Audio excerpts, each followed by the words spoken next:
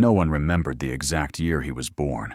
Records in East Lothian were often lost to weather, war, or disinterest. And a boy like Alexander Bean didn't inspire the kind of legacy that compelled scribes to ink his name into history. He entered the world unnoticed, the third son of a tanner whose hand smelled of rot and whose temper was as raw as the hides he cured. His mother, gaunt and mostly silent, existed as a vessel bearing children, carrying firewood, flinching when thunder cracked or her husband raised a hand. Alexander grew among the blood of animals, the steam of boiling skins, the wet stench of decay. He learned quickly that the world would not come to him gently. By the time he was 12, Alexander had already stopped blinking when others looked him in the eye. He spoke rarely but watched constantly, his expression unreadable, while the other boys learned scripture or bartered for apples in the village square. Alexander lingered in the shadows of the forest, skin caked with dirt, eyes tracking rabbits not out of hunger, but something deeper, something cold. When a neighbor's dog went missing and its pelt was found nailed to a tree, most suspected a wildcat. But a few glanced in his direction, saying nothing, only tightening their grip on their children's hands.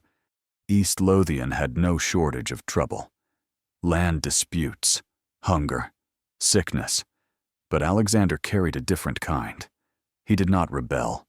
He did not drink or fight or set fire to barns like other boys with angry blood. Instead, he seemed to drift just outside the boundaries of ordinary cruelty. When he stole a pig from a traveling butcher, he didn't sell it. He slit it open and left it behind the church doors. When he found a nest of mice, he did not crush them. He watched them starve. These were not the misdeeds of a hungry or angry boy. They were the quiet sketches of a mind that no longer sought meaning in the world around it. When Alexander was 16, he vanished. It happened in the middle of harvest, when everyone was too busy binding sheaves to worry about a boy who had always seemed ready to disappear. Some thought he had fallen into the sea, others that he had joined the marauders who traveled through the hills on horseback, taking what they pleased. But no one went looking. No search parties were formed. The village didn't mourn his absence. It exhaled. 3 years passed. Far from the beaten paths and the cultivated lands, Alexander wandered through counties whose names he barely remembered. He slept in ruins, caves, abandoned sheds. Sometimes he worked for food-cutting timber, herding sheep, but more often, he stole it. In time, he gave up speaking altogether, finding words cumbersome and dishonest. The world, he learned, paid no reward to those who reached out. It responded only to those who took. He met her one night in Dumfries, near a burned-out chapel. Agnes Douglas stood barefoot in the cold, her dress torn, her face marked with soot and bruises. She didn't flinch when he approached. She didn't ask who he was or why he stood there. Silent and still, she only said, "They tried to drown me." There was no panic in her voice, no rage, just a quiet certainty, as though death had come close enough to know her name but had been pulled away at the last moment. They did not fall in love. Love is a story people tell to make instinct seem noble. What passed between Alexander and Agnes was recognition. He saw in her the same void he carried, the same stillness that came not from peace, but from absence. Agnes had been accused of witchcraft. They said she whispered to the dead and fed her miscarried child to wolves. Whether those were lies or not no longer mattered. She had been chased by a mob, tied to a post, and left in the water as the tide rose. She survived by biting through the cords and crawling through kelp and mud, dragging her body inland while the townsfolk celebrated their righteousness. Alexander didn't ask her why she wasn't afraid. Agnes didn't ask him why he had no name worth keeping. They walked together into the forest, following no road, in each other. They saw an end to pretending. It was Agnes who found the cave. They had traveled west, avoiding villages and farms, relying on stolen potatoes, stolen goats, stolen hours of sleep under the trees. In Ballantrae, where the cliffs met the sea with a howl, Agnes noticed the water draw back to reveal a shadow, a narrow fissure between two jagged stones, invisible when the tide rose. They entered the cave just before nightfall. Inside, it swallowed sound. The air was damp and metallic. The ceiling rose and dipped, and further in, the rock opened into a wide chamber. Then another. Then another. Still. The sea could not be heard from there. It was a world apart. They didn't speak for hours. They simply walked, touching the walls, testing the earth beneath their feet. It felt like something older than language, a place that had waited. Agnes sat on a flat stone and said, "This is ours now." And so it became. They didn't return to the world after that. Alexander carved tools from driftwood and whalebone. Agnes gathered seaweed and trapped small birds near the cliffs. At first, they fed themselves on what they could catch or take.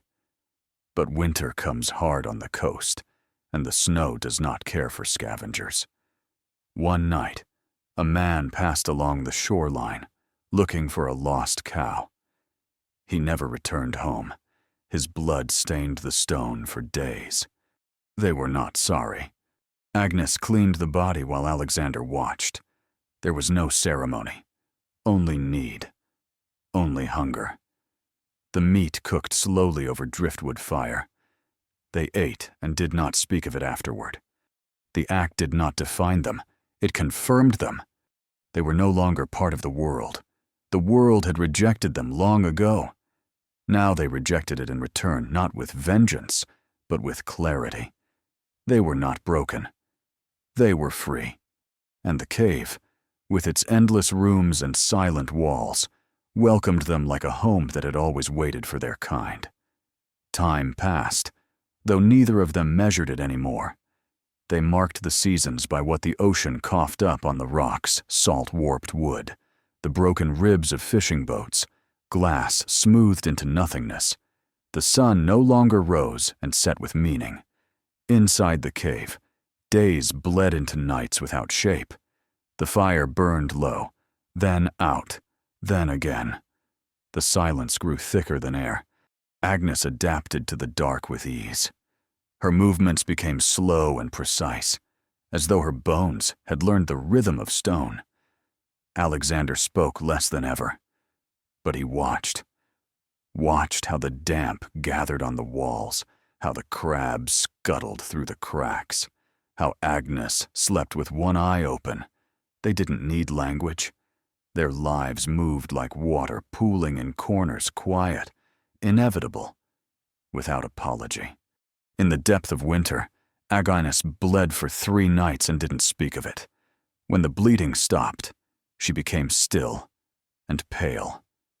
She touched her belly with a look that wasn't fear, nor wonder, just acceptance. Months passed. Her hunger changed. She ate more and kept it down. Her eyes darkened. Her jaw set hard. The child came during a storm. Lightning burst like veins across the sky, and the sea slammed against the cliff mouth as if trying to take back the cave. But inside, the birth was silent.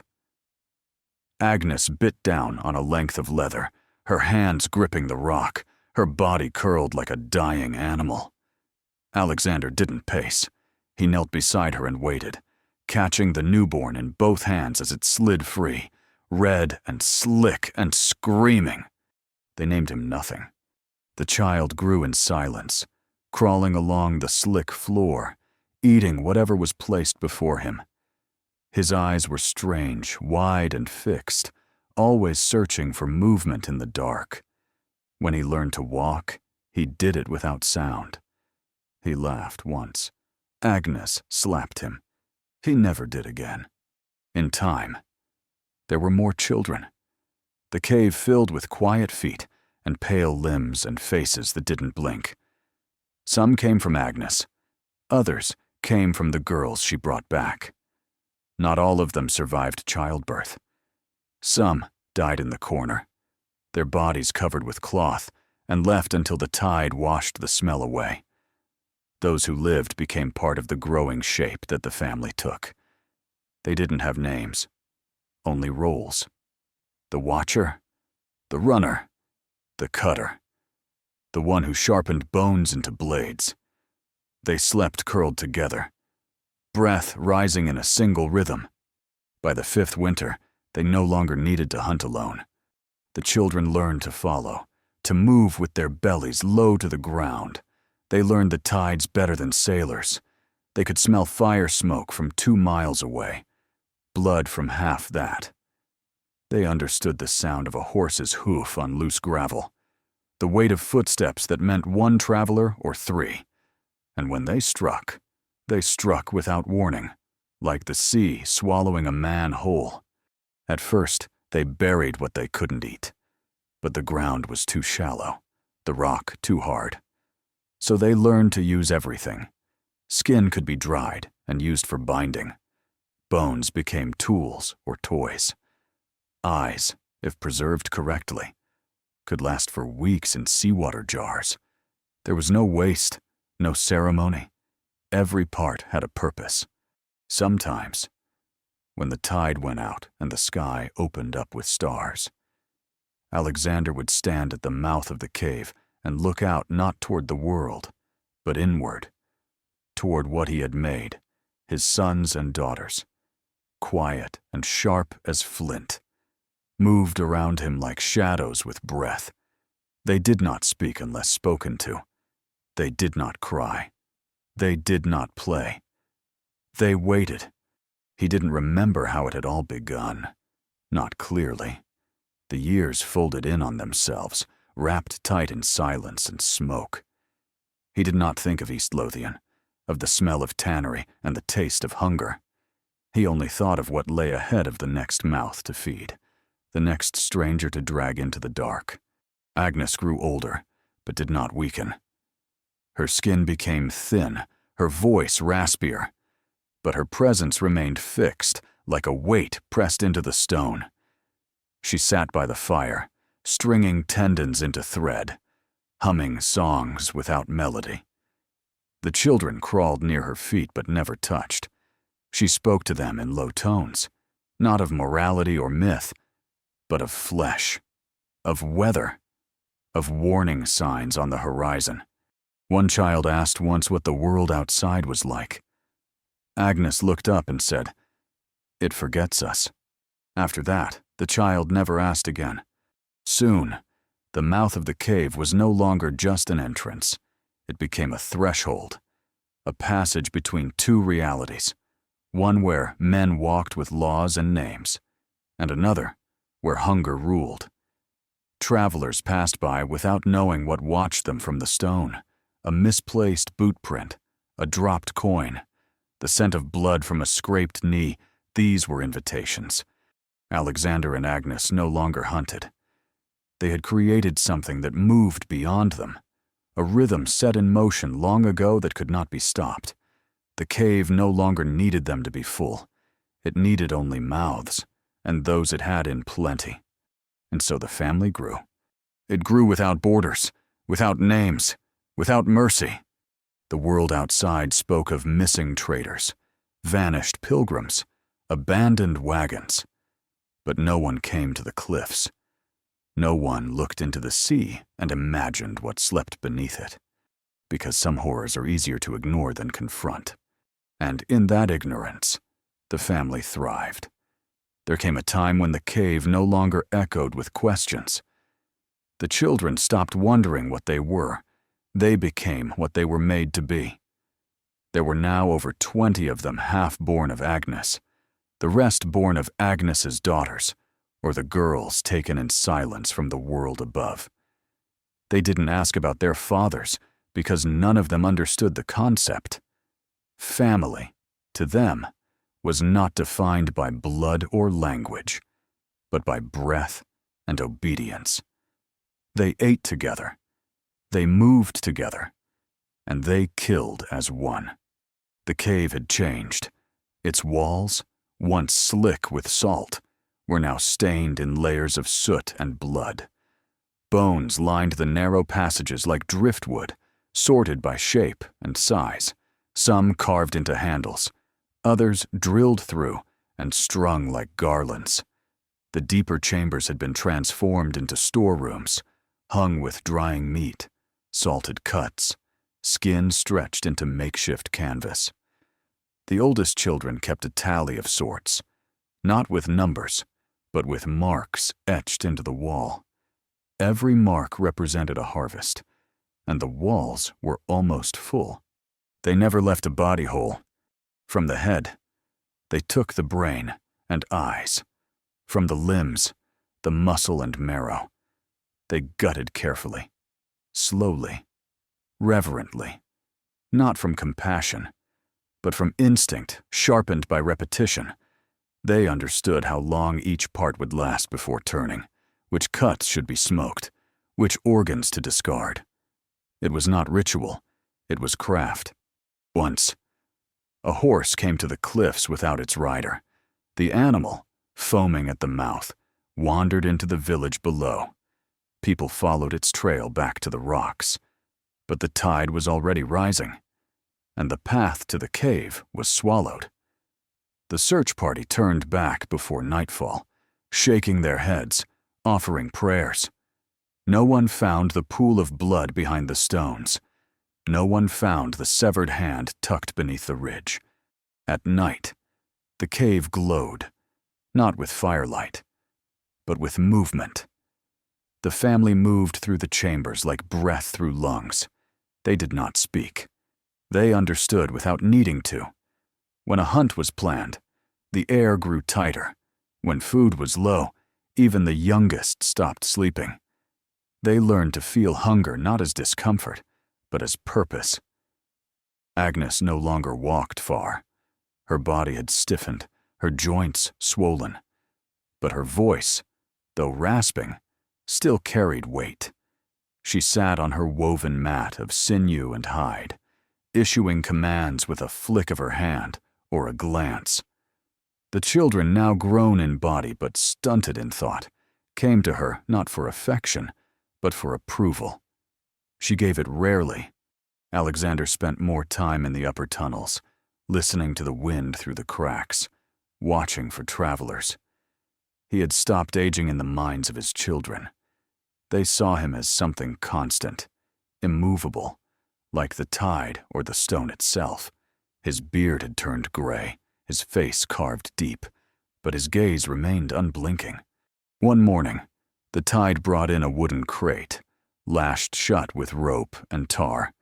Inside were tins, cheese, and dried fish provisions from a wrecked ship. They fed on it, curious at the taste of salt and brine not their own. But the food spoiled quickly, and they returned to what they knew. Flesh. Warm. Fresh. Real. A girl from the inland villages came stumbling toward the cliffs, her face streaked with tears and ash. Her family had been burned out in a land dispute, and she had fled toward the sea without purpose. The children found her just before dusk. She didn't resist. She was tired. Empty. Resigned. Agnes instructed them not to kill her. Instead, they tied her hands and left her alone in one of the smaller chambers. 3 nights passed. When the girl began to scream, the walls of the cave swallowed the sound. She was not screaming in pain. She was screaming at the things she heard, the whispers from the dark, the footfalls that never stopped, the hands that never touched but were always near. She begged for someone to speak. No one did. On the 5th night, she stopped screaming. The 6th, she began laughing. Agnes sent one of the boys to bring her food. She ate raw fish with both hands, eyes wide. When asked if she wanted to leave, she laughed again and said, This place knows me. The next winter, she gave birth. They did not ask who the father was. In truth, they didn't care. By the end of that year, the family had grown to 37. They began to run out of space. Alexander ordered the expansion of the tunnel system. They cleared out the far western chambers, digging through soft clay with bone and stone, until they reached a dry vault that echoed with every step. It became the new preparation chamber. The smell never left it. On the rocks above, the land began to notice. Villages along the trade routes reported more disappearances. Merchants spoke of shadows watching from the bluffs. One man swore he saw pale figures crawling along the beach in broad daylight, dragging something heavy and wet. He left Scotland the next morning and never returned. In Ayrshire, a priest accused a family of harboring witches. He cited the disappearance of a child and the dreams of local women who claimed to hear sobbing under their floorboards. The family was hanged. The child was never found. Rumors spread like smoke. Some said it was a curse from the sea. Others blamed foreign raiders or creatures from pagan myths. No one guessed the truth, because no one wanted to. The family kept hunting.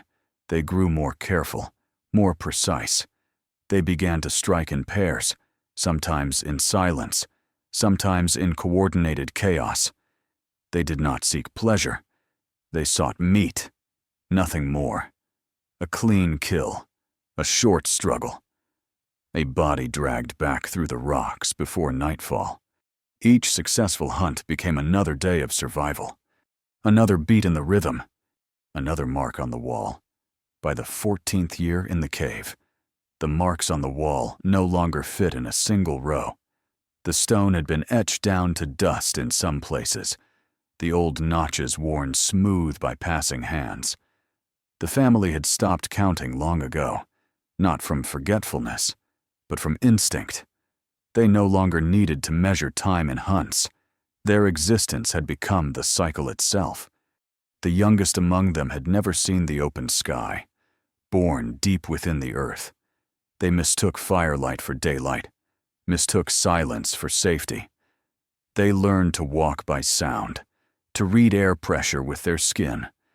They did not speak, not out of fear or discipline, but because speech had become obsolete. The world above used words. The world below did not. Agnes had begun to fade. Her limbs no longer responded with the swiftness they once had, and her breathing came in shallow clicks, like wind caught in a broken flute. But her presence remained unshakable.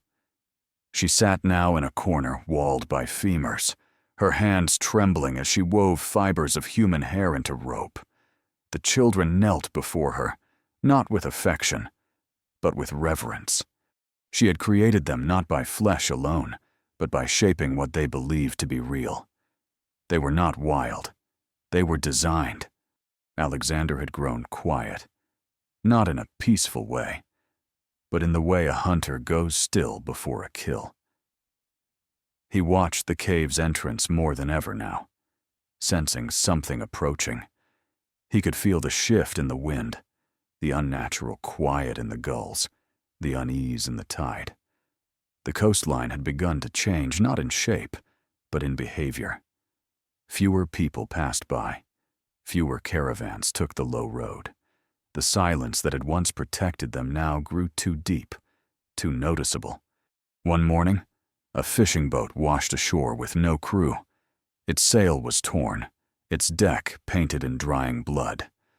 The villagers of Girvan, just north of the cliffs, dragged it in and buried what little they found. Teeth. A single hand. Nothing else.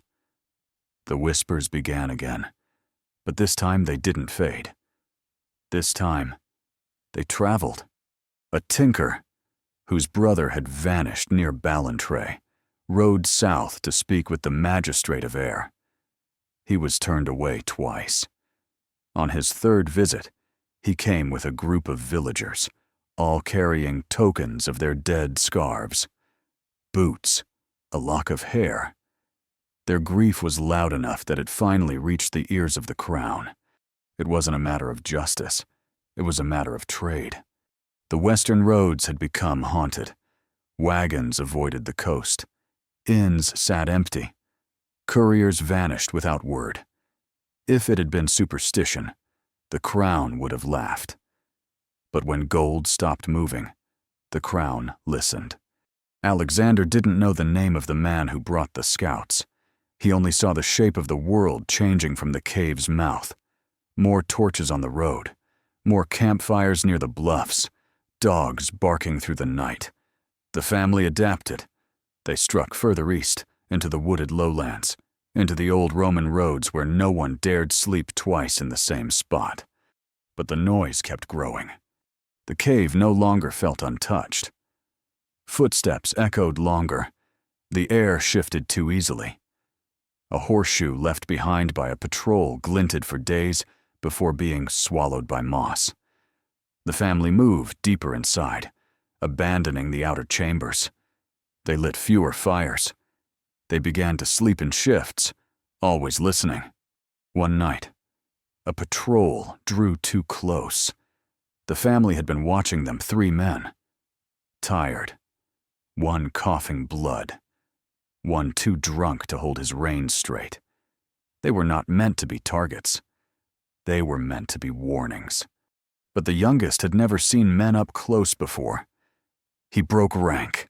The boy was thin, nearly skeletal, fast as a dog through mud. He lunged from the rocks before Alexander could stop him. Only one scout died. The others escaped, screaming, dragging the boy's knife from their commander's throat. Blood soaked the cliffside. The cave filled with the stench of panic. Agnes didn't rise. She only spoke. "You've made them look." And they had. Within a fortnight, the king himself issued the order. It was not a military campaign. It was a cleansing. 50 men rode to the coast scouts, executioners, and nobles with no interest in glory, but every interest in silence. Among them were dogs trained for tunnels, surgeons with bone saws, and a priest whose sermons had ended famines. They arrived with little noise, no banners, no declarations. The coast was locked down. Fishermen were turned away. Local villagers were confined to their homes, under threat of fire. No one approached the bluffs. No one heard the screams that would come. Inside the cave, the family prepared. They didn't run. There was nowhere to run to. This was not a siege. It was an ending. Alexander stood in the main chamber, the flames low, the air bitter. Around him, his children crouched like wolves. They did not cry. They did not question. They waited for his breath to change. He looked to Agnes one last time. She nodded once. The dogs were the first to come, then the fire, then the steel. They didn't scream when the first dog entered. It was a thick-boned beast, its chest covered in leather armor, its nose twitching with trained precision. It moved low to the ground, ears flattened, breath sharp. The torches behind it cast flickering light across the cave walls, warping shadows into things they weren't. Still, the family didn't move. They crouched in the inner hollows, pressed tight against the damp stone. Breath buried deep in their throats. They knew the tunnels better than any man could. The dog did not. It made it 10 steps before the silence broke. A sound barely more than a snap of fingernail against bone echoed in the dark. The dog froze. Then came the rush 5 bodies, nearly naked, pale as ash, surged forward from the flanks. They didn't shout. They struck with hands sharpened by stone, teeth filed to points. The dog vanished beneath them, a gurgle, a thud, then silence again. When the men entered seconds later, they found only the chain and a slick trail dragged across the floor. The order was given to burn the passage. Smoke filled the lower corridors. Alexander stood amid it, face streaked with ash, hair damp from sweat and mist. His eyes didn't blink, his hands didn't shake. Around him, his children trembled not in fear, but in tension, like a string drawn too far. Agnes lay in the center of the chamber now, her breath shallow. She hadn't moved in hours. The firelight made her look hollow, more bone than flesh.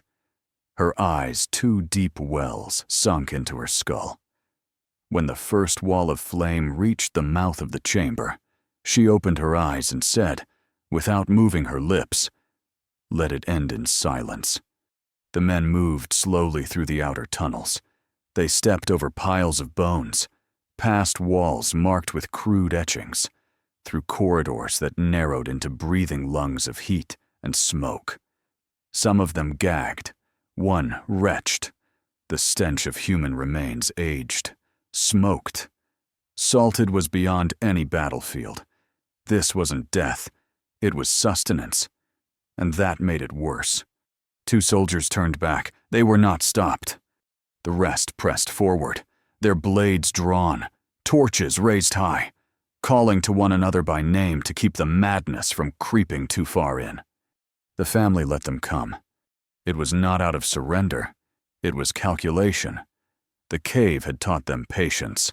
The walls themselves were allies twisting sound, warping direction, concealing traps shaped by time and need. Pits disguised beneath skin mats, spikes carved from ribs and lashed to roots. When the first man fell, it wasn't to a weapon, but to absence. He stepped where he should not have and vanished into the black. His scream never reached the surface, but still they came. One by one, the children began to fall. They didn't fall like soldiers. They didn't call for help or cry out. When struck, they clawed forward. When pinned, they bit flesh from wrists. When dying, they stared into the eyes of their killers, not with rage, but with confusion, as though they couldn't understand why the hunt had turned against them. Alexander fought with his bare hands. He moved with precision, not desperation. His fists struck throats. His knees shattered ribs. He was older, but he knew every curve of the stone, every blind turn, every spot where a man must lower his head and lose sight for one breath too long. He killed 6 before they brought him down. It took 4 men to hold him, and when they dragged him from the cave, his mouth was slick with blood, none of it his own. Agnes never left the chamber. When they found her, she was still breathing. Barely. Around her were the bodies of her sons and daughters, piled like a nest. The executioner did not speak. He did not ask questions. He simply raised the axe. She did not close her eyes. Outside, the firelight stained the sea red. Smoke curled into the early morning sky, and the tide began to rise again. The cave would be sealed by noon, filled with stone and ash. Its entrance collapsed, its secrets buried beneath centuries of forgetting. But the men who walked away from that coast did not forget. They carried the images with them of pale eyes reflecting firelight, of bones arranged like scripture, of mouths that had never spoken a word, but opened wide all the same. The family did not beg. Not one of them asked to be spared. Not one asked why. Because none of them believed they had done wrong. They had simply survived. And now, they would not. The fire didn't silence the cave. It roared. Yes. It cracked timber and charred bone, split stone, and turned the outer walls to soot. But when the last torch was thrown, when the rocks were hauled in and the entrance sealed, there remained something beneath a presence that couldn't be burned away. The men didn't speak on the ride back. They rode through dawn, their horses wet with sweat, eyes fixed ahead as if something might follow. Behind them, the cliff smoldered like a wound that would never scab over. Some never returned to their homes. One soldier threw himself into the sea 2 days later. Another locked himself in his cellar and carved the shape of the cave's tunnels into the walls until his hands bled. The priest who had blessed the execution came down with fever and, in his last days, swore he saw pale faces watching him from the edges of the chapel windows. They had expected horror. They had not expected order. That, more than the meat, more than the bones, haunted them. The family had not been savage. They had not lived in filth or madness. Their chambers were clean, their kills precise, their tools sharpened, their rituals quiet and unwavering. This was not chaos. This was discipline, and it was ancient, like the sea itself. The king issued no proclamation. No one recorded the names of the dead. No graves were dug. No memorials built. The coast was declared unfit for settlement. The maps redrawn to omit the stretch of cliff entirely. Officials who asked too many questions were reassigned. Farmers who wandered too close to the old paths were warned, then forgotten. Time, as it always did, began to blur the edges. But something remained. Months later, a child was found in a field outside Maibole, curled inside a broken crate. She was no older than 6, her skin pale as frost, her hair matted and streaked with clay. She didn't cry when approached, only stared. When taken in, she would not eat anything but raw meat. Cooked food made her gag. She didn't speak, didn't blink often, didn't react to music or kindness or threats. They called her the cave girl. Scholars came, priests debated. Some claimed she was a feral orphan. Others, more quietly, speculated she was the last of them, one who had crawled free after the fires, survived in the cracks like smoke in mortar. She was placed in a convent, fed carefully, watched constantly. She lived another 12 years. She never spoke a word, but she drew dozens of pages. Charcoal, ash, blood. Always the same motifs: tunnels, spirals, rows of teeth, walls made of hands, and eyes, hundreds of them, peering from behind rock, layered atop one another like fish scales, wide and unblinking. In her final year, she gouged her own eyes out with a spoon. The nuns buried her under the floor, burned her drawings, and left the room empty from that day forward. Some say it wasn't the trauma that broke her. Some say she missed the dark, and the cave, buried under stone and memory, waited. Not alive, not sleeping, just waiting. The ledger was sealed in wax, marked only by a date no one remembered, and the crest of a convent that no longer stood. It had sat untouched for generations in the archives beneath the royal library, buried behind war records and census scrolls. No catalog listed it. No official sought it out. It was, like the girl it described, meant to be forgotten. But one winter, during a renovation of the lower vaults, a young archivist cracked the wax by accident. Inside were 67 pages, handwritten notes from a nun whose name was never signed, 2 crude sketches of spiral patterns, and a single drawing, smeared and violent, an open mouth ringed by hands, with no eyes, no face, only the breath of stone. At the center of the file was a single note. The child was never alone. We only buried the body. The archivist, unnerved, returned the folder to its place, but the seal was broken, and something had already begun to stir. By spring, the story was out not on headlines, but in whispers. A girl, found in a crate after the burning of the cliffs, raised in a convent, who never spoke, who drew tunnels no one could identify, who gouged out her eyes, who died with a smile. Her drawings resurfaced, first in forgotten folklore journals, then in basement classrooms of university campuses, late-night lectures on Gothic anthropology and cultural trauma, spiral patterns copied and recopied, notations comparing them to ancient cave systems across northern Europe.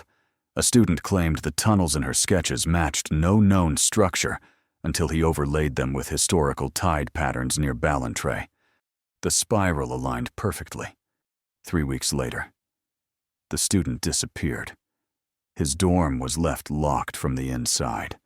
The only thing on the walls was a charcoal drawing one Agnes had made, centuries earlier, burned into the stone above her mat. A row of mouths, all open, none screaming. The cliffs had been sealed, the rocks collapsed, the cave destroyed. But echoes do not require air to move. A shepherd near Girvan reported his flock refusing to graze along the southern slope. They cried and huddled in strange formations, circling tight as if pushed by invisible hands. One morning, he found a spiral burned into the frost. Nothing else. No footprints. No sign of wind. In a small fishing village to the north, a boy was born underweight, eyes wide, skin translucent. He blinked rarely, recoiled from firelight, and cried only when touched. His parents moved inland. A priest visited once and never returned. In the capital, a retired historian anonymously published a pamphlet. It contained transcriptions from an unpublished royal edict dated 1433, signed not by name, but by symbol, a torch over a crown. The contents were vague, written in cautious legalese, but the final sentence stood alone. Unambiguous. No record shall remain of what the tide revealed. The pamphlet was banned, the historian vanished, the publisher went bankrupt within the year, and still the drawings spread. One was carved into the bark of an ancient tree outside a burned farmhouse. Another appeared in ash on a tavern floor after a lightning storm.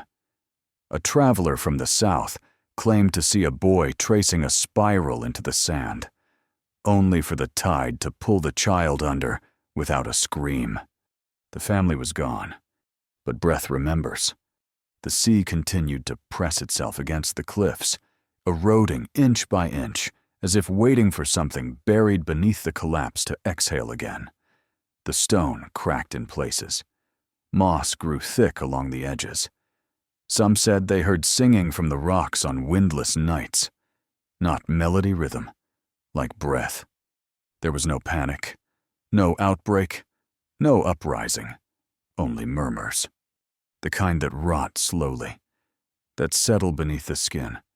And though no child now knows the name Bean, though no school teaches what happened beneath the cliffs, the land does not forget.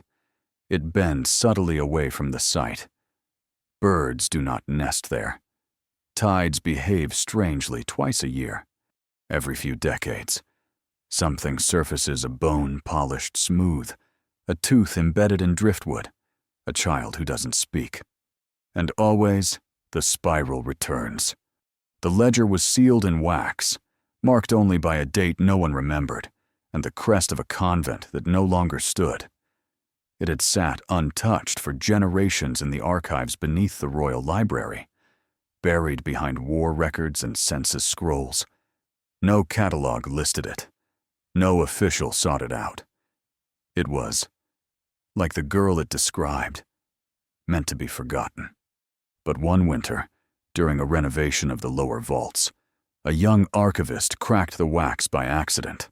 Inside were 67 pages, handwritten notes from a nun whose name was never signed, 2 crude sketches of spiral patterns, and a single drawing, smeared and violent, an open mouth ringed by hands, with no eyes, no face, only the breath of stone.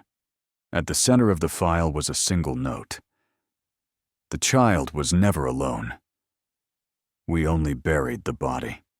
The archivist, unnerved, returned the folder to its place, but the seal was broken, and something had already begun to stir. By spring, the story was out not on headlines, but in whispers. A girl, found in a crate after the burning of the cliffs, raised in a convent, who never spoke, who drew tunnels no one could identify, who gouged out her eyes, who died with a smile. Her drawings resurfaced, first in forgotten folklore journals, then in basement classrooms of university campuses, late-night lectures on Gothic anthropology and cultural trauma. Spiral patterns copied and recopied. Notations comparing them to ancient cave systems across northern Europe.